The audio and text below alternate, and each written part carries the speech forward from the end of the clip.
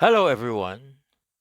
My topic today: who pays the transition costs to renewable energy? It has been established that the cost of generating electric power from onshore wind turbines and solar photovoltaic systems is very low compared to the cost of using fossil fuels. For all Caribbean countries other than the three oil exporters, Trinidad, Tobago, Guyana, and Suriname, there is the additional benefit of saving on the foreign currency now used to import fuel. That foreign currency then becomes available and may be used to invest in new capacity in tourism and other foreign earning activities. In this way, the switch to renewables accelerates economic growth with additional foreign earnings to pay for the imports the growing economy needs. However, there is a period of transition from fossil fuel generation to renewable energies before the potential benefits can be realized. The switch from a system where electricity is generated at one or more central points and distributed across the nation as a whole to one where generation is from producing units scattered across the grid is a lengthy process. It is also very costly, involving replacement of the existing step-down grids, which reduce the high voltage leaving power plants to voltages that are safe for firms and households to use. The replacement has to be a smart grid equipped with sensors and controls and linked to a central management computer which balances supply and demand to ensure that customers' needs are fully satisfied at all times.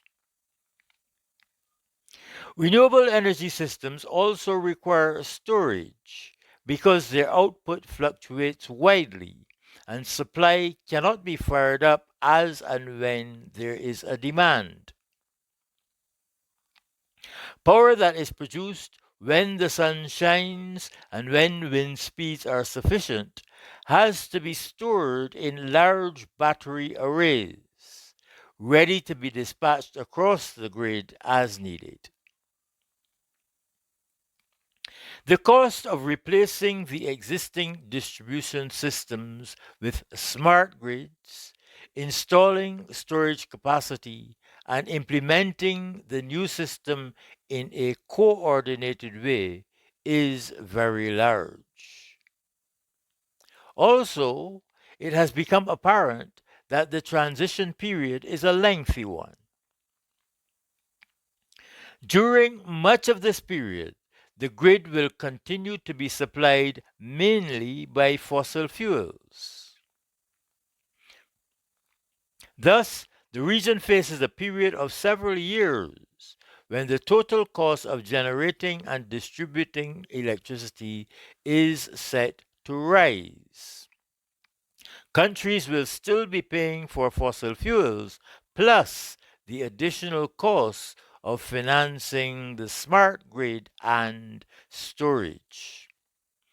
The full benefits of cost reduction and foreign currency saving will be realized only at the end of this transition period.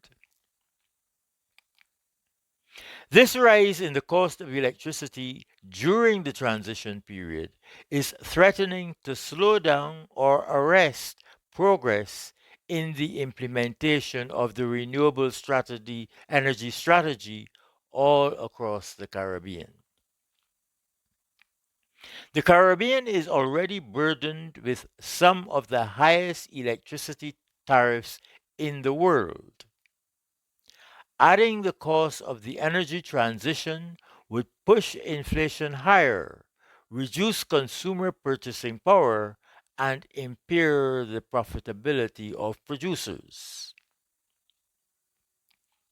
With only a handful of exceptions, Caribbean governments are in no position to borrow on the international market to make the needed investments themselves. Their international credit ratings are almost all below investment grade, and they operate with such tight budgets that they are unable to service new international borrowings of the required magnitude at market interest rates. Governments which have committed to aggressive targets for the adoption of renewables are faced with a dilemma. An increase in electricity rates of the magnitude required to fund the transition will reduce consumer spending power at a time when household budgets are already being stretched.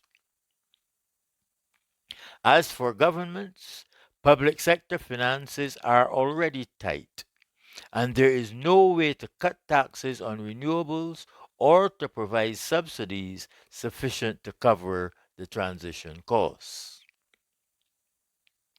For many governments, it will be necessary to cut expenditures elsewhere in the government budget to free up resources for advancing the renewable energy strategy if progress with the adoption of renewables is to be sustained.